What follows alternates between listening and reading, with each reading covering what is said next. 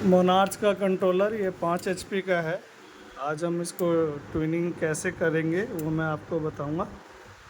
आप देख सकते हैं यहाँ पे हमारा ये मोटर है इलेक्ट्रॉनिक्स का।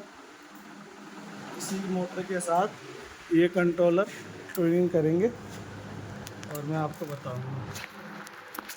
आप जब इसमें सप्लाई डाल के ऑन करेंगे तो आपका ये ऐसे एरर 35 लिखा हुआ आएगा।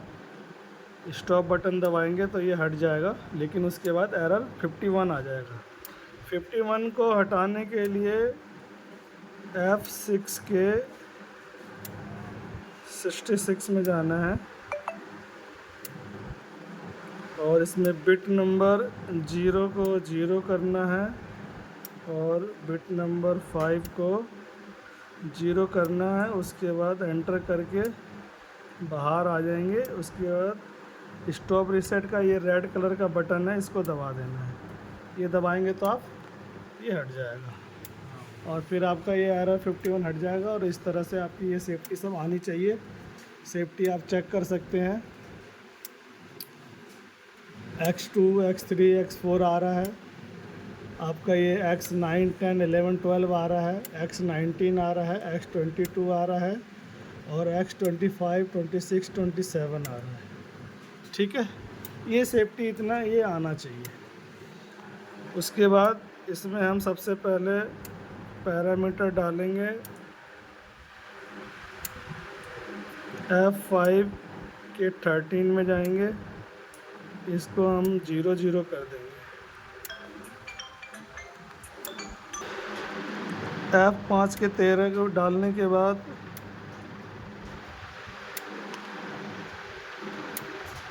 उसके बाद F5 के 15 में जाएंगे, इसको हम 0 26 कर देंगे।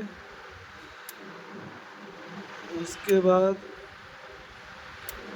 F5 के 19 में जाएंगे, यहाँ पे 1 0 7 करेंगे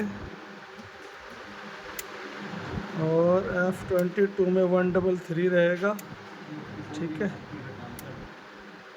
उसके बाद मोटर का डाटा डालेंगे F101 से।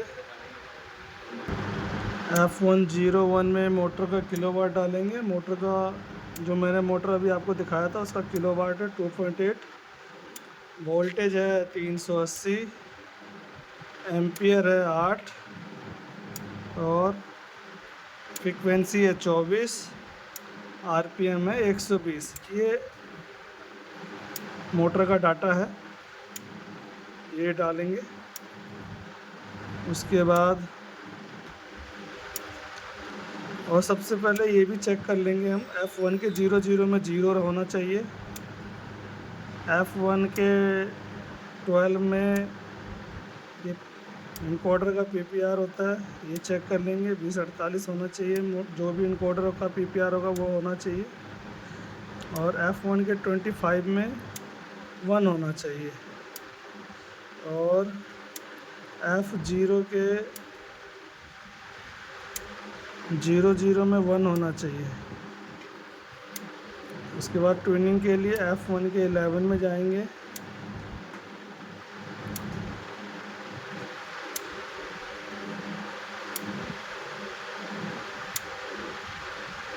इसमें 5 करके एंटर करेंगे। ये आप देख सकते हैं कि ट्यूनिंग का उसमें ऑप्शन नहीं आया क्योंकि यहाँ पे अभी X4 ऑन है। इस X4 को हम ऑफ़ करेंगे।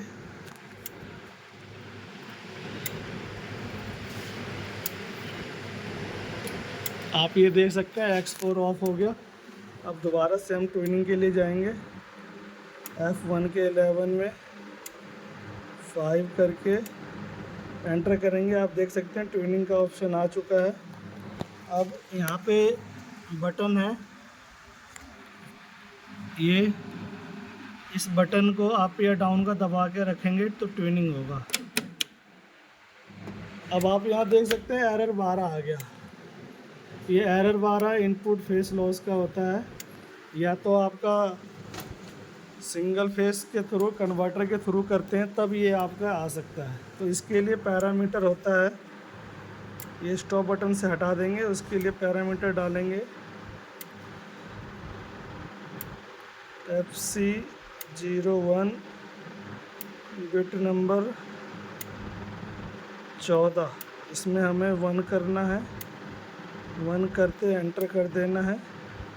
अभी हम फिर दोबारा जाएंगे ट्यूनिंग के लिए। आप देख सकते हैं F1 के 11 में दोबारा से हम आए, यहाँ पे 5 करेंगे, एंटर करेंगे, ट्यूनिंग का आ गया। और ये है हमारा बटन,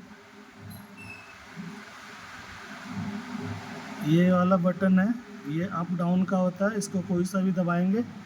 ये मैंने दबाया, आप देख सकते हैं कॉन्टैक्टर भी लग चुका है ट्यूनिंग के लिए। ट्यूनिंग हो रहा है, ट्यूनिंग होगा, इसके बाद ये फ्रीक्वेंसी आती है। ये इस तरह से हमें 2-3 बार ट्यूनिंग करना है।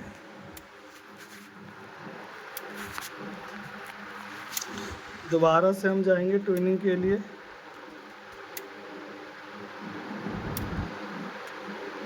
फिर एंटर करेंगे, फिर दोबारा हम बटन दबाएंगे।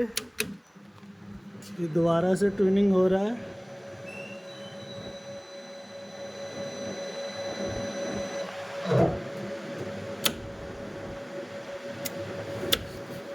आप देख सकते हैं पिछले बार जो इसमें फ्रीक्वेंसी आया था 335 आया था, अभी 338 आया है।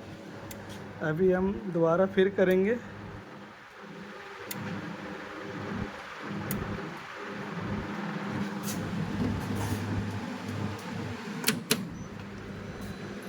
ये दोबारा ट्यूनिंग हो रहा है।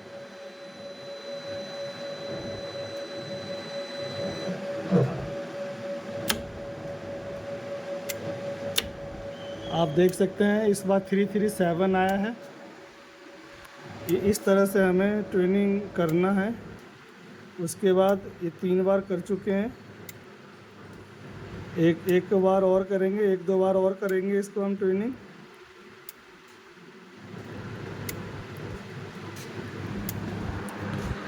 एक बार और करते हैं।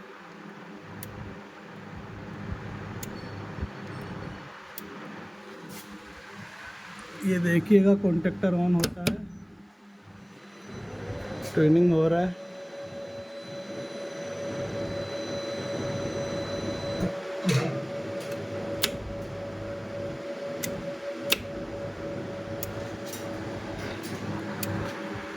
चार बार कर चुके हैं, एक बार और करेंगे, 5 बार करना है ट्यूनिंग।